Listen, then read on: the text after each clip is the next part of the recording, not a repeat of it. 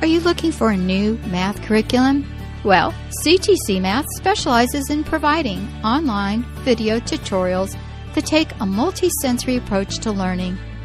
Favorably reviewed in Kathy Duffy's 102 Top Picks and the Old Schoolhouse Crew Review.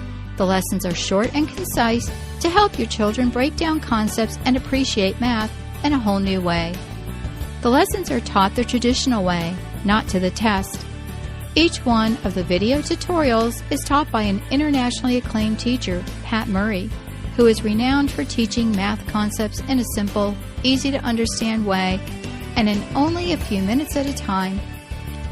Using a multi-sensory approach, having the combination of effective graphics and animation synchronized with the voice of a friendly teacher together with practical assessment, even students who struggled with math are getting fantastic results. And the ones that were doing okay before now are doing brilliantly. Visit CTC Math today and start your free trial. That's ctcmath.com.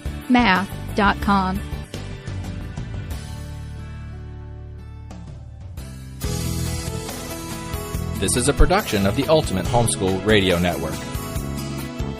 Welcome to the Vintage Homeschool Mom Show. Your host, Felice Gerwitz, is an author, a publisher, and your radio show host.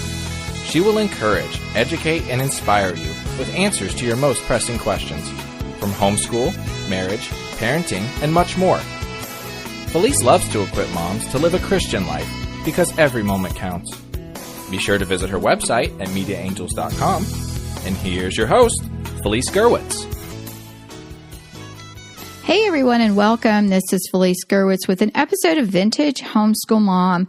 Today we are going to talk about some scheduling hacks and get you super productive. Wouldn't that be wonderful?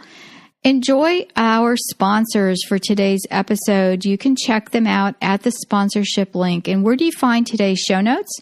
Well, you find them at Vintage Homeschool Moms, episode 433.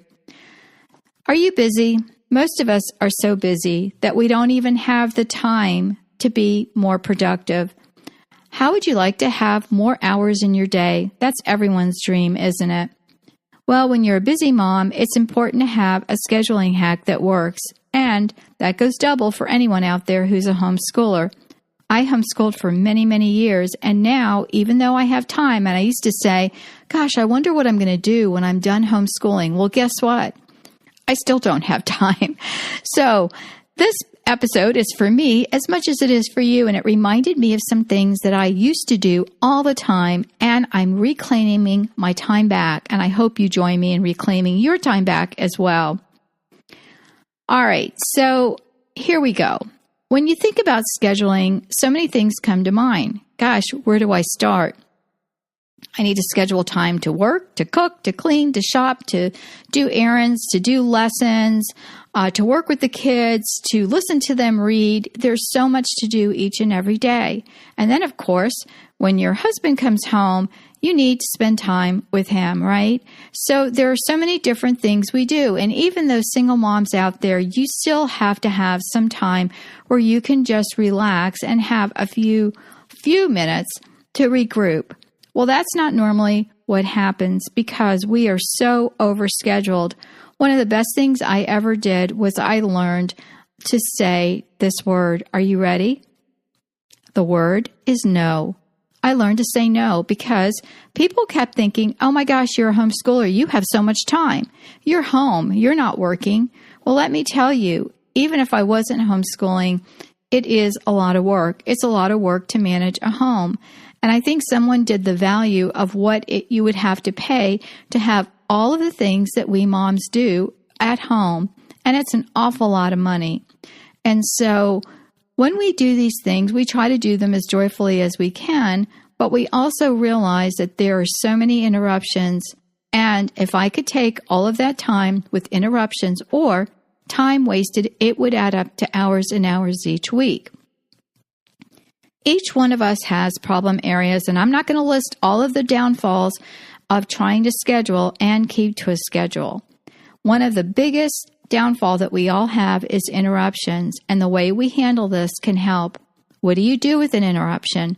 When you're interrupted, it takes you away from your train of thought. and that makes you less productive. So when we schedule, we have to plan for those interruptions or those things that we think about. For example, something will pop into my mind and I think I have to order that online. So I jump online and I do it really quickly. And of course, now we all have apps and we can just get on our app and order it. Instead, if you have a planner or a sticky note, write it on there and set aside a time when you're going to do this ordering and quit getting yourself distracted. Scheduling takes planning and scheduling takes prioritizing, two things we can improve upon. Scheduling also takes flexibility. So, planning, prioritizing, and flexibility because things change, right? Saving time also includes understanding what is a time waster. Is it talking on the phone? Is it social media? Is it text messaging? Whatever pulls you out of your train of thought wastes time. Today I needed to get on Facebook so I could use Messenger, and it would have been better to use it on my phone because I have that as a separate app. But instead I hopped on so I could message somebody that I needed to message for work. So what happened? Did you say you got sucked into Facebook? That's exactly what happened, and I'm not on Facebook very often. But when I do that, because I had more to type out than I could on my phone, I still don't like typing with my thumbs. I know some of you are great at it. I just still don't like it, and I can type so much faster on my computer. So thinking I could type faster on my computer, I'm just going to do that, ended up wasting at least 30 minutes of my time today. Also, when we talk about scheduling, we're talking about using the time you have the best that you can. So what makes the most sense in your already busy life? And what is the best use of your time? Is it time effective? Can I do this task or should I let someone else do it and tackle it? These are questions we can look at and ask ourselves when we're thinking about scheduling. Part of the problem with me is that I think I can do it better. Plus, I have certain ways that I like to do things. Sometimes we have to sacrifice how we want something done to have more time. I had a friend that used to fold clothes in a specific way, and they liked it that way. So they were going to take the time and do it themselves. Even when they taught their kids to help, their kids didn't do it as well as they wanted to. So that was the one thing that this mother, this was her hill that she was dying on, she was going to do, fold her own laundry. I could care less how laundry was folded as long as it was neat enough that it wasn't full of wrinkles and not wadded up mess and put away. So for me, that was an important task to do and to have my kids help.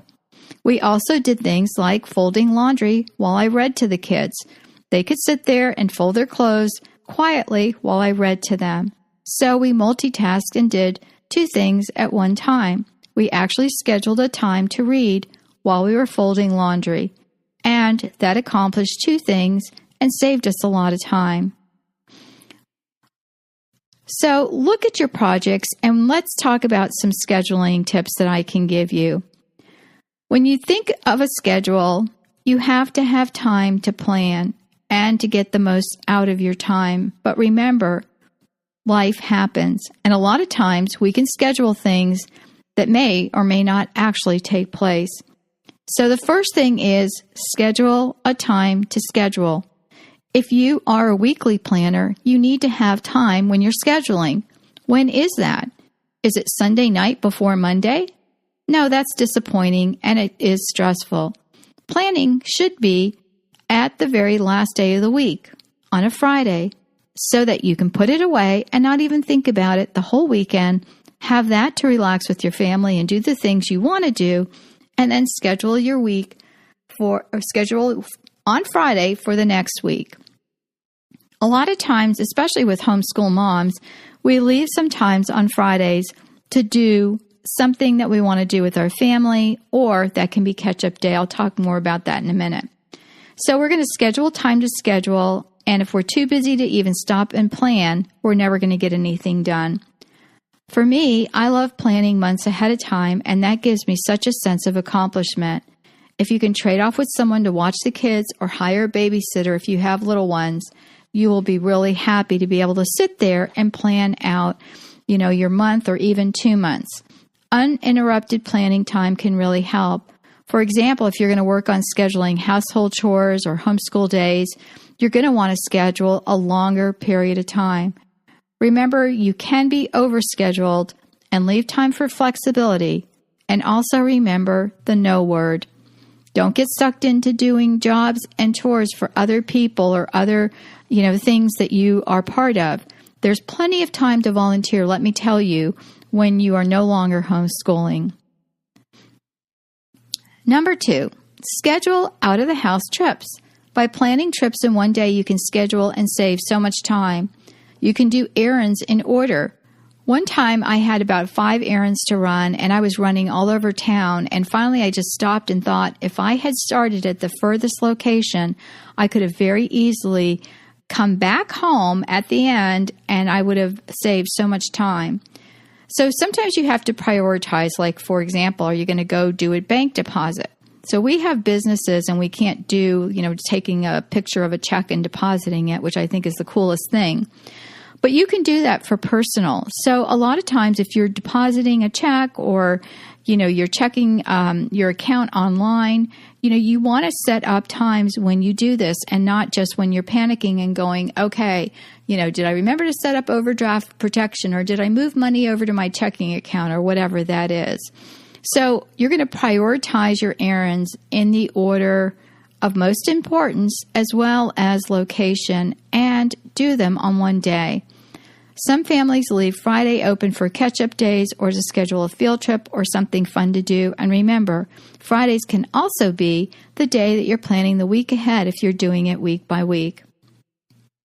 Number 3, schedule with online tools.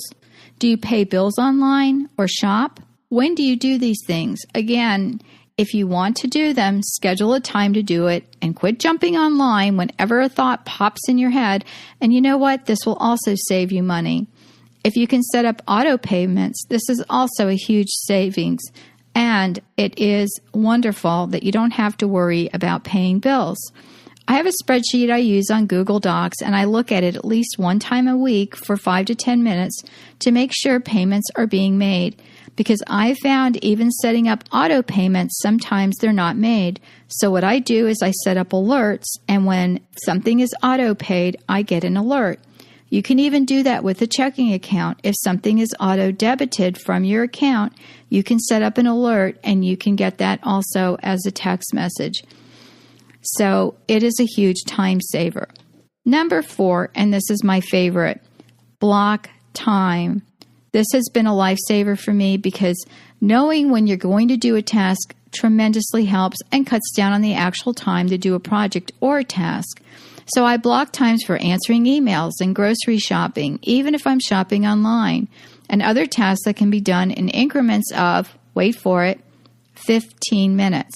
You will be shocked at all the things that I can do in 15 minutes, and I can get so much more done.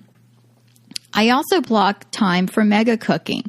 So this week is lasagna week, and I am going to be making probably 3 to 4 lasagnas, and I'm going to serve one of them on Saturday. I have guests coming.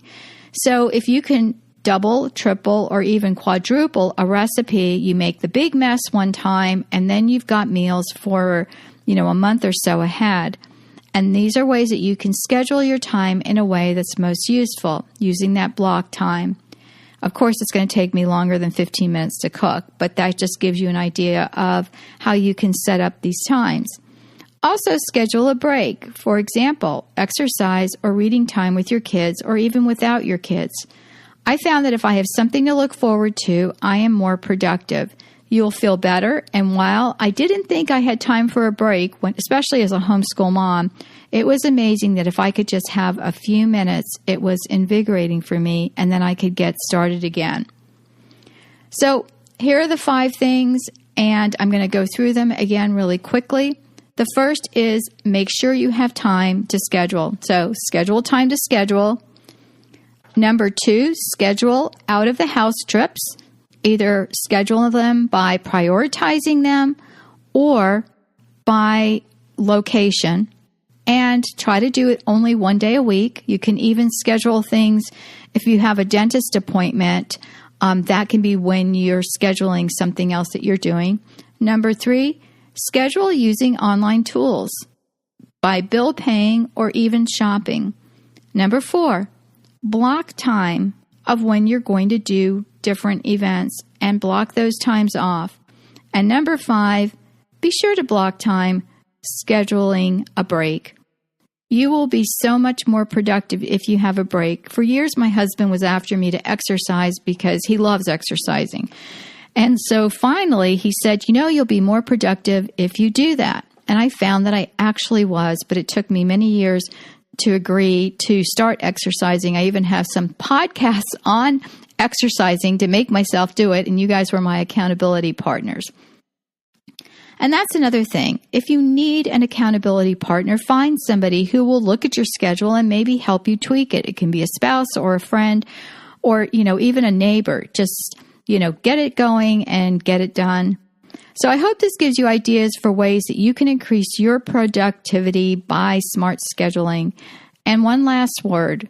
There's some debate out there about whether multitasking is effective, and all I'm going to say is it really depends on the person.